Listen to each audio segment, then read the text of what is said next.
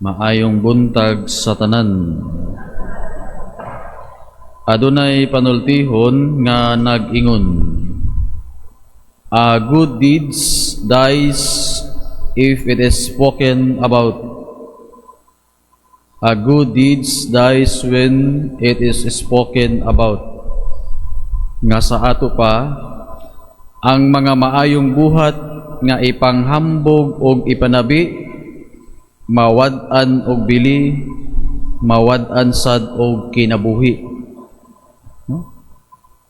Kana bitong kung gusto kang mutabang sa imong isig katawo, unya kinahanglan pa ba di ay ipahibalo sa tibuok nimong silingan or barangay. Kung mutabang, isip imong paghulagway sa imong gugma sa imong isig katawo, dili na kanaangay ipasigarbo or ipanghambog.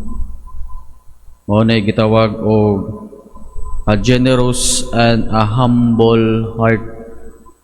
Kung mutabang daw ta sa usa ka tawo, kinahanglan dili na nato ipanghambog sa atong mga silingan. Sa atong ebanghelyo mga igsuon nga atong nadungog karon, adunay mga pipila o tagaan nato og duha kabutang nga angay nato pamalandungan karong adlaw. Una, ang pag-ampo, unya ang ikaduha, ang pagpuasa. Kini atong ebanghelyo kasagaran ato kining nadungog sa Lenten season, ilabi na sa Ash Wednesday, pag-ampo o pagpuasa.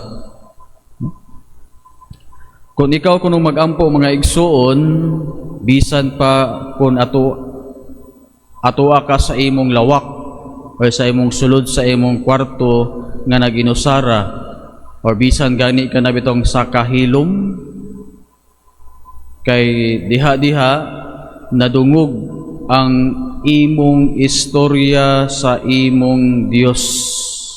Sa kahilom sa imong dughan mga igsuon, nadungog ug unsa ang imong gibati nga pag-ampo.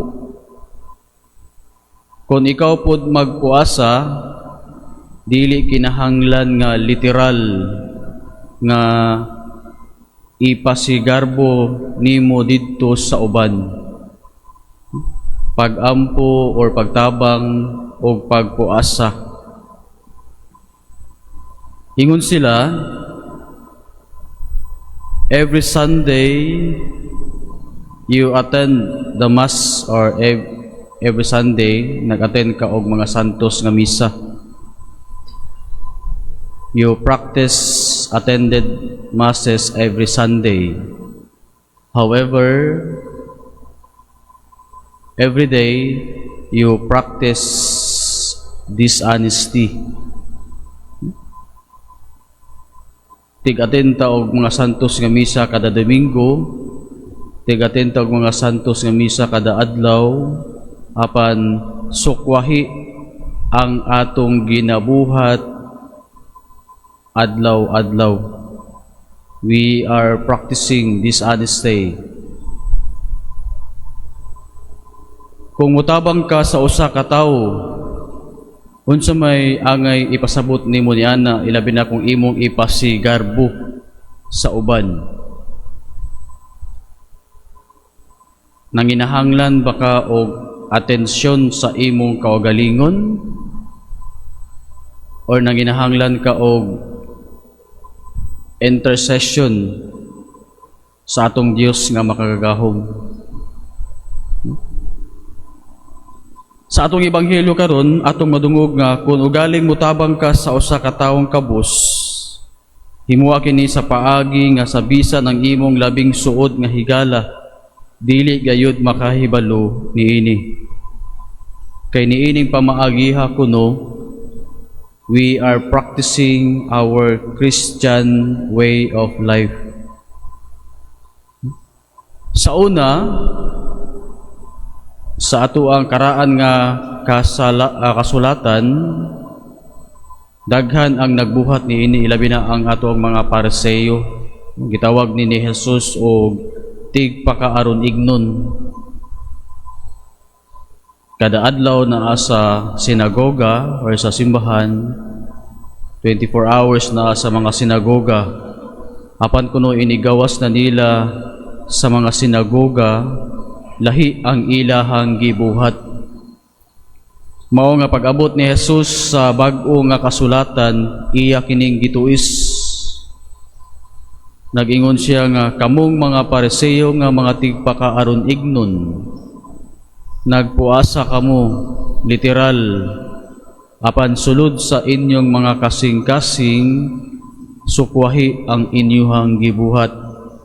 You are or we are contradicting the gospel values. We are contradicting the gospel values, mga igsuon.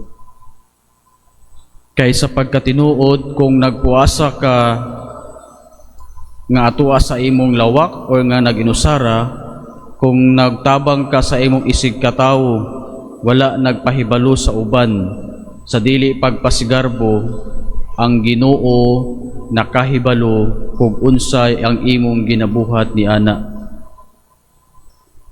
Kaysa inana nga pamaagi, ang imuhang paghigugma ngadto sa uban, dili na kinahanglan ipasigarbo pa. Unsa pa may tumong kung imo kaning ipanghambog ngadto sa uban? Personal nga interest or personal attention ngadto sa uban? So mga igsuon sa atong ebanghelyo karon, isip pagbadayon sa atong adlaw-adlaw nga ginabuhat, gipahimangno kita pag-usab o gihagit sa atong ebanghelyo nga hinaot paunta kung mutabang magpuasa og magampo, dili na kinahanglan og daghang tawo ang makakita nimo.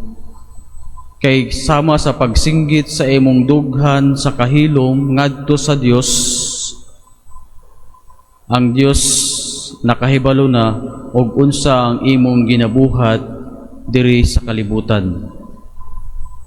Kaysa ingon ni ana, mas atong gipuy-an og unsa ang kinabuhing Kristohanon pinaagi sa pagtabang, pagampo o pagpuasa sa kahilom.